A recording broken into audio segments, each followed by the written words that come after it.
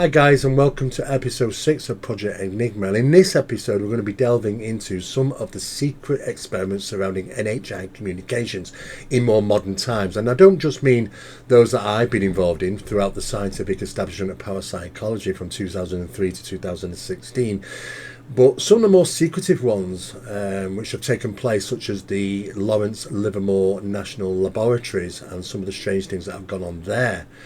And we're also going to be talking about some of those who have had experiences around that location, and also into the communications, the transposition communication triangle, and experiments in regarding the spirit guide sessions. So we're going to be talking a little bit about that as well.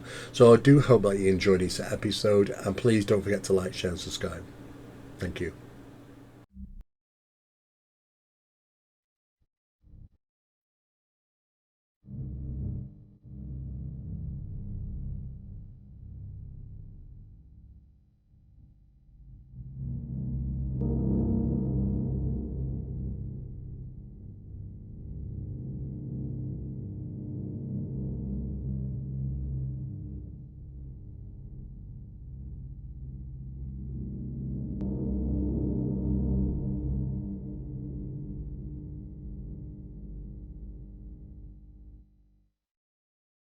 We start with Albert K. Bender, 1921 to 2016.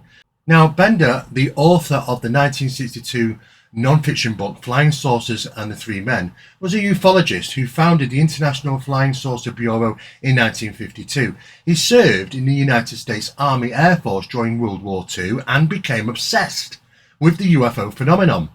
And after spending many years researching and claiming to have discovered what the phenomena truly represented, he constructed a detailed report which he was planning to release to the general public. But prior to doing so, he started to have some very odd experiences. First starting with strange phone calls where the callers would not talk. In 1952, whilst at a cinema, he claimed he saw strange-looking men staring at him who had red, glowing eyes. Bender soon realised that he was occasionally being followed by someone or something. Bender went on to claim that he would receive what he described as telepathic messages in his head, warning him to stop his research. Over the following weeks, parts of his house were filled with the sickening odour of sulphur. In July 1953, Albert announced he had completed his report on the true nature of the UFO phenomenon and was about to release it when he was visited by three men in black. He stated that all of them were dressed in black clothes. They looked like clergymen but wore hats similar to the Homburg style. They communicated with him telepathically, telling him not to publish his report and to stop his research, or bad things would happen to him. They took a copy of his report before departing in a large black car, leaving a strong odour of sulphur behind them. For a few days, Albert couldn't sleep and suffered from headaches. Many were surprised when he backed away from his organisation, shut down his report, and ceased all UFO activities. His report was eventually published, though, by author and researcher Gray Barker, entitled Space Review, in which Albert wrote, "The mystery of the flying saucers are no longer a mystery.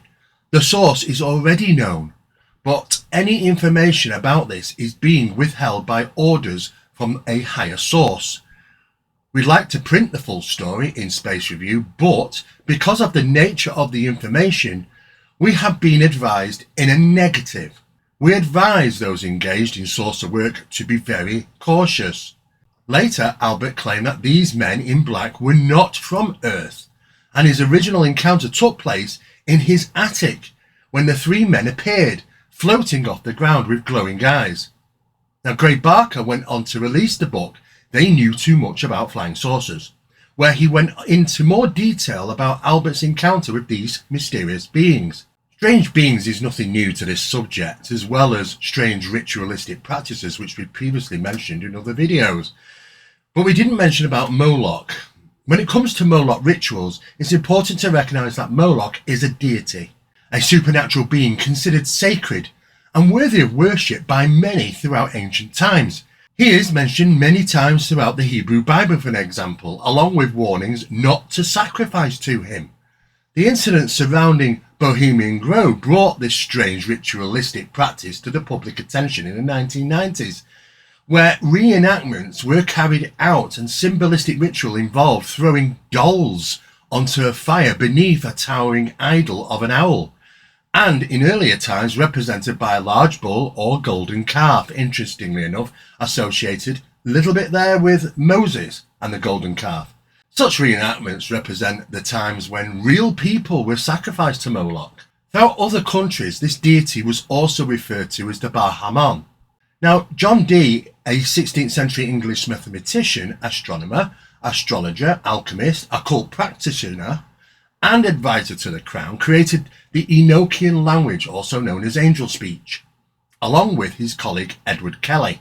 Now, both Dean and Kelly were responsible for the creation of what is referred to as the Invisible College, and in 1648, Dr. John Wilkins first put it into practice.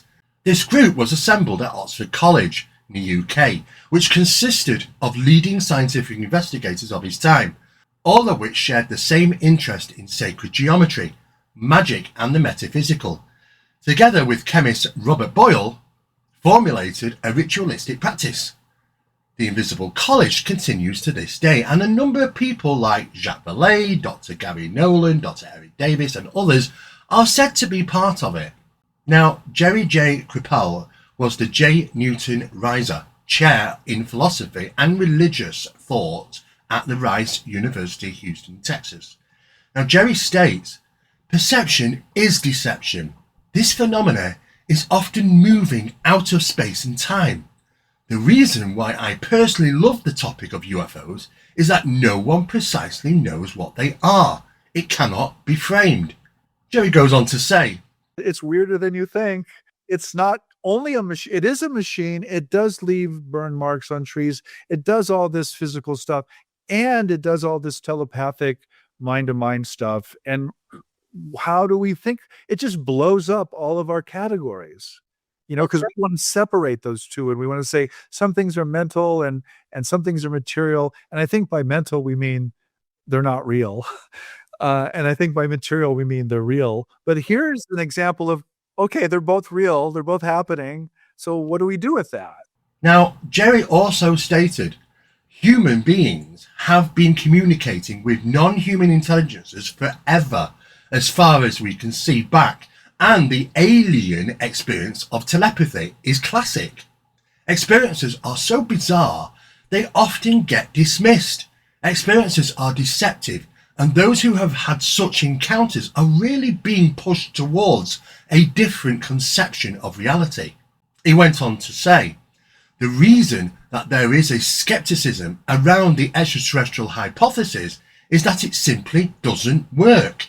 It doesn't make a lot of sense. The more you talk to experiencers, the weirder the encounters get. UFOs are seemingly interdimensional. This resistance to anomalous or impossible experiences is not unique to the UFO phenomena by any stretch. Though many people have witnessed spiritual aspects of materialistic experiences, they often leave these important details out of their story, simply because they are too absurd or unbelievable. It's interesting to point out at this stage how consciousness is so influential. In regard to the double slit experiments, when we see the waveform collapse because of observation, you would think that this process would not take place if it was just being instrumentally recorded. However, because of our intent to watch the recorded data, the waveform continues to collapse, which is absolutely fascinating. Dr. Jacques Vallée claims that after conducting experiments in an attempt to communicate with NHI, he had an encounter with a being that terrified him. As you know, I had an experience that scared me profoundly just a few years ago. I was sleeping, and all of a sudden I was in another part of the apartment, facing a being, definitely, but it was a block of of shadow, really, and I was very close to it. I had pushed the earlier experiments out of my life. I was busy with other things, and I was terrified, crying and just terrified. It might be another part of me, and I've been thinking about that. That's not what we were trying to get to. We were trying to get, again, a form of communication with a higher level of beings. Jax went on to say, the more I accumulated UFO cases and investigated them, the less sense it made to say these are aliens from other planets. And why would we have so many of them?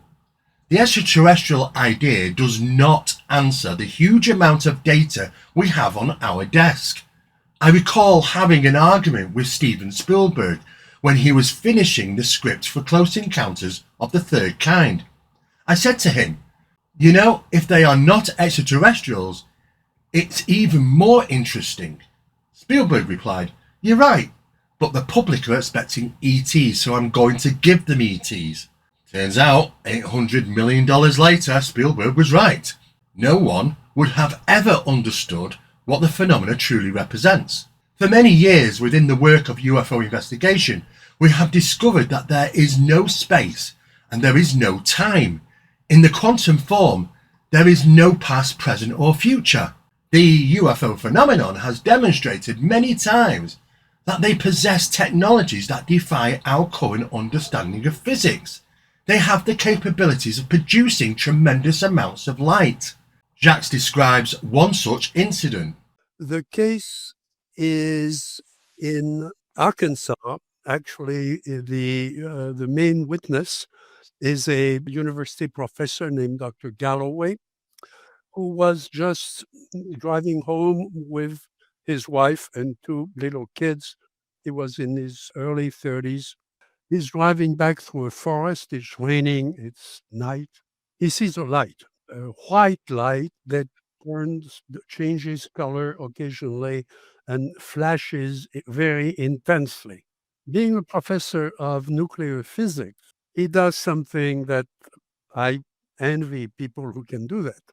He measures the intensity of that light by comparing it to the intensity of the headlights of his car. He's driving at night in the rain through a forest. He sees the point where the light from the object washes out his headlights. He knows the power of his car headlights, and he does a simple calculation. And he comes up with a very, very large intensity figure. And so now you start making some calculations. 900 megawatts.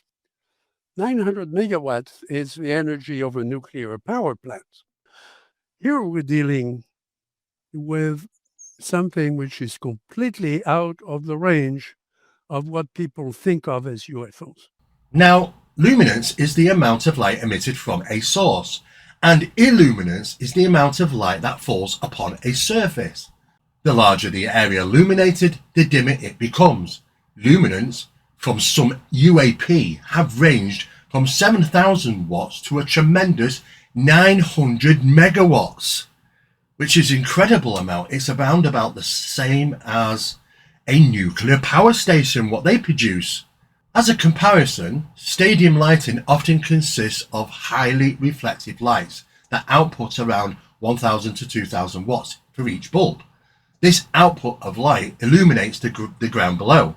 We understand the physics of light, luminance and illuminance. However, when it comes to the light being emitted from UFOs or UAP, they often don't act within the understanding of light, often producing low or no illuminance. Sometimes the light bends, stops suddenly, or creates walls of light. Now, UAP can also exhibit a gravitational lensing effect, and though the process of creation and or manipulation of magnetic fields, they can distort gravity, allowing them to bend and control the light.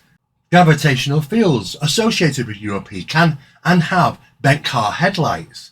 The locations of where UFOs have been seen to materialize or dematerialize have left a temporary gravity well, a distortion in gravity as well as time displacement, such as latencies in time. So what about paranormal light phenomena? In accordance with their size and shape, it has been concluded that physical light phenomena during paranormal disturbances share the very same characteristics as UAP light forms, such as the tremendous amount of illumination, their ability to morph, materialize, dematerialize, and duplicate. They also share the same characteristics when it comes to their ability to be metaphysical and to act with intelligence. Now, Skip Atwater was the first operations officer of the Fort Meade Operational Remote Viewing Unit in 1977. After retiring from the Army in 1987, Atwater became the Director of Research for the Monroe Institute. He was involved in a number of highly secret experiments, not only in remote viewing, but also in methods of communications with NHI, non-human intelligences, which led him and others to have profound experiences linked to the Lawrence Livermore National Laboratory. He describes his strange encounter. I'm standing on a grassy knoll area. There's regular people there, and I'm looking around, and there is a sense of being hypnotized. These people I was standing around, they were aliens between them. They seemed to be interviewing them and talking to them, and at that point, I lost my composure. I spoke up, saying, well, I teach people how to get out of their bodies. And the aliens looked over to me. I then thought to myself, oh no, I should have kept my mouth shut. The aliens came over to me and I was still mesmerized at that time. I realized that I had said something that I shouldn't have said. Amongst the people, I saw Joe McGonigal, well-known remote viewer. He was there. The following day, I went over to Joe in the office and asked him, Joe, I was wondering if anything happened to you last night. He replied, no, not really, just all those aliens that you and I were with. Of course, he was absolutely shocked. He didn't know what to make of that. Some of the experiments carried out at the Lawrence Livermore Laboratory focused on communications with NHI and metaphysical aspects of phenomena. It apparently took considerable time to mimic a number of science ritualistic practices, each time increasing their efforts in an attempt to have the phenomenon demonstrate their capabilities of metaphysical actions. A series of successful communications did take place, and the experimenters watched as the small glass vase moved across their table. Then they received DVP, direct voice phenomena, to move the vase back to its original position. Now, after witnessing the vase move 3 times, the experimenters were asked to pick the vase up. To their surprise, though, the vase could not be picked up. These experiments were performed in lit surroundings and not in light-deprivated areas, such as those carried out in other experiments at the request of NHI. In other words, it's got to be done in the dark. Sometimes they've even stressed that phenomena cannot manifest under lit conditions. So this, of course, is simply not true. Though the vase did cast shadow and light could be reflected off its surface, the experimenters attempt to pick the vase up, but their hands simply passed right through it, leaving no sensations upon their skin, no coldness, no tingling. There was no unusual radiation or magnetic readings. It simply had transitioned from physical matter to non-physical. They did note a microscopic film appear around their fingers as they passed through the vase. Several minutes later, they were once again instructed to physically move the vase to the other side of the table. When reaching out to it, they noted that it was now once again had become physical matter. The DVP recordings were analysed and concluded not to be produced by human vocals, at the time described to be neither male nor female.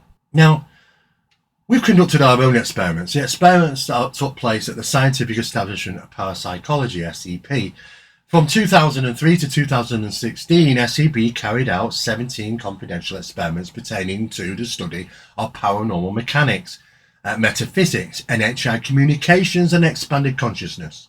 The initiation of these experiments often started with seance and meditation. There were several practices undertaken before settling on one particular method. This involved a seance circle of 10 experimenters and 2 mediums, often referred to as catalysts. The completed circle took approximately 9 months to create, utilizing different people and monitoring the results. Though initially introducing 3 scientists to the experiments, over time it was identified that the results obtained from the experiments were low and only increased once the scientists were swapped out with other people. This was of course frustrating, as we wanted scientists involved. As the circle became more finely tuned, it was noted that those involved were either believers in the phenomena or had experienced phenomena firsthand during their lives. After 9 months, we had maximized our results and were happy with the circle. Then a further 6 months were then spent in what can only be described as spiritual communication, and I say it like that because we don't really know that actually are spirits, do we?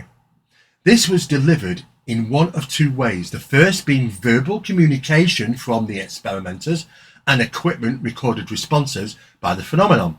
The second was DVP, direct voice phenomena. However, this latter was not achieved until 15 months into this particular experiment. Now, by 19 months in, we had managed to sustain regular communications with NHI. However, for some, this came at a cost, including myself. Some of the experimenters, especially those who had been mostly involved, started to have strange experiences in their own homes. At first, the disturbances were subtle, misplacing important items such as documents, letters, keys, etc. Then on to more prominent disturbances, strange banging sounds, disembodied voices, strange coincidences, and flashes of light seen throughout the homes.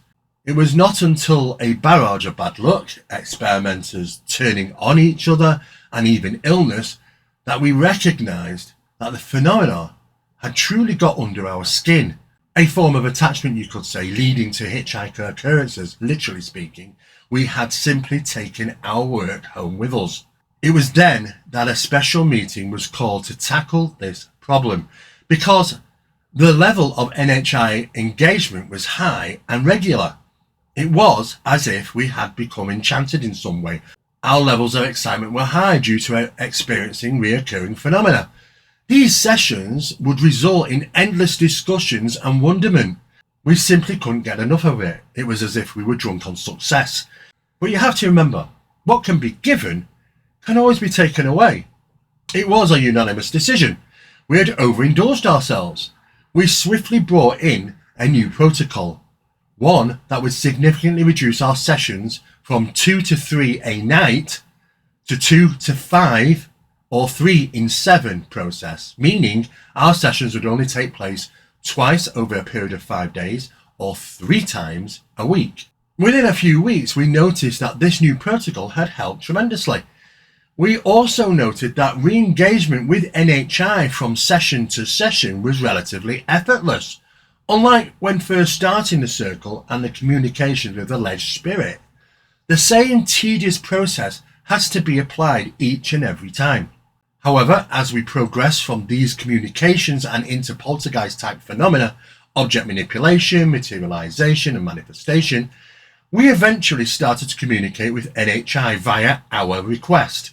Now, after establishing NHI communications and communicating for several months, we asked if we could ask 10 questions during our session.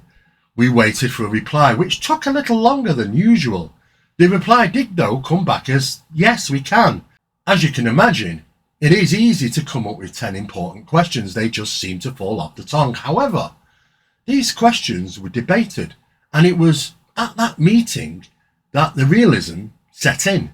I recall sitting in the meeting and discussing what are the best 10 questions to ask and thinking, do I really want to know the answers to some of these? How well will their response sit with me? However, we did proceed. It's important to note also None of us knew if we were going to be told truths or not.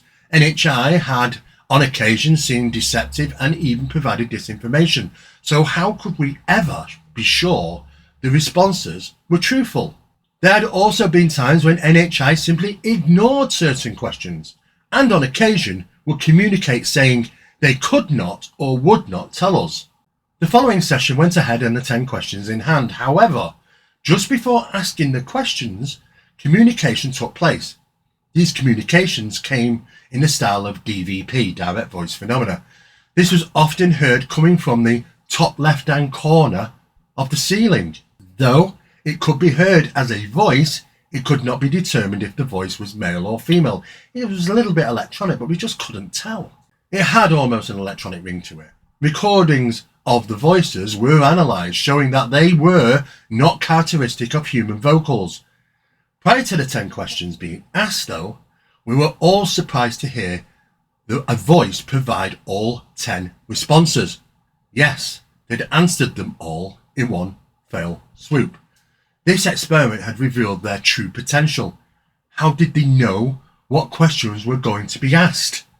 Were they monitoring us at the time of the discussion, what questions we were going to be asking? Or did they somehow manage to obtain the information from the minds of the experimenters themselves? Further experiments took place which revealed the answer. Now, I'm not going to reveal all the 10 questions, as a lot of this data is yet to surface in the public domain as part of 17 experiments and only 5 publicly released to date. However, I will list just 3 of them. Before doing so, it's important to know that NHI responses can be rather cryptic and confusing, often leaving you with even more questions. It does seem, though, that they can grow tired of questions and can suddenly stop answering them. Though attempted many times, it was only on the odd occasion that they were willing to participate. These are those 3 questions. Question number 1, do we go to heaven when we die? The response, for those that make it. Question 2, are there other dimensions of intelligences around us? Answer, yes, 11. Question 3, are there other parallel universes, other worlds like ours, with other forms of ourselves living on them? Response, yes, many. Now, of course, we don't know if these responses are true or not, but very interesting nonetheless, and quite cryptic. A number of photographs were taken during these experiments of phenomena manifesting. Some of the later tests confirm that the phenomenon was in fact able to observe what we were doing whilst away from the experiments, hence the creation of the 10 question list. One such experiment was carried out involving NHI communication over a distance of 100 miles through communicating via phone with another experimenter. It was established that NHI could see what I was holding in my hand and relay that information back to the experimenter, who then told me what the response was. In this case, I was holding a pocket watch, swinging it back and forth. The response was, it's a pendulum. By 2015, we had also established that the phenomenon can obtain information from the experimenters or sitters alone and relay that information back to others in attendance, such as a psychic or medium. This example was termed the transpositional triangle of communication.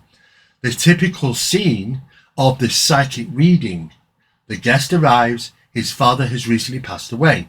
He wants to know if his father is still around.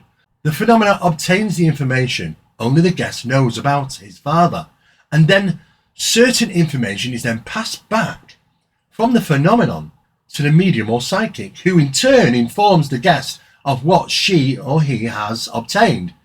The guest is shocked and believes he is the only one present who would know such things about his father. Of course, the medium or psychic believes it's their ability to directly tap into the source of the afterworld.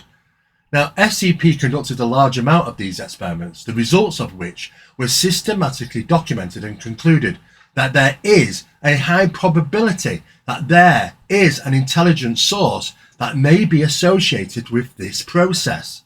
In 2013, SCP carried out a number of experiments surrounding the subject of spirit guides. After carrying out a survey, 10 participants were selected for an experiment. These were people who claimed to have a long-established relationship with their spirit guides. Through the process of interviewing, it was discovered that all 10 participants had asked their spirit guides if they were once human, as well as where they once lived, what their names were, and how they had died. All information was gathered from all 10 participants. SCP then conducted a lengthy amount of research to establish the credibility of that information. But none of the data checked out though. The participants were being misled. But none of that data checked out. The participants were being misled. Once SCP informed the participants of their findings, we asked them to ask their spirit guides why they were lied to. In a fascinating turn of events, all 10 spirit guides replied, "Do you want to ask questions or continue a relationship?" Not surprised, all 10 participants said we wanted to continue with the relationship. So we even have to question, when it comes to spirit guides, who are they and what is it that they actually want? I'd like to thank you for watching and also thank those who have shown support for this channel. In our next episode, we will be doing a deep dive into the skull experiment and others, and why some had to be abruptly stopped, as well as the aspects of paranormal mechanics that are seemingly identified within the subject of UAP. So please don't forget to like, share and subscribe, and also to hit that bell notification icon to be alerted when our next video goes up. Thank you.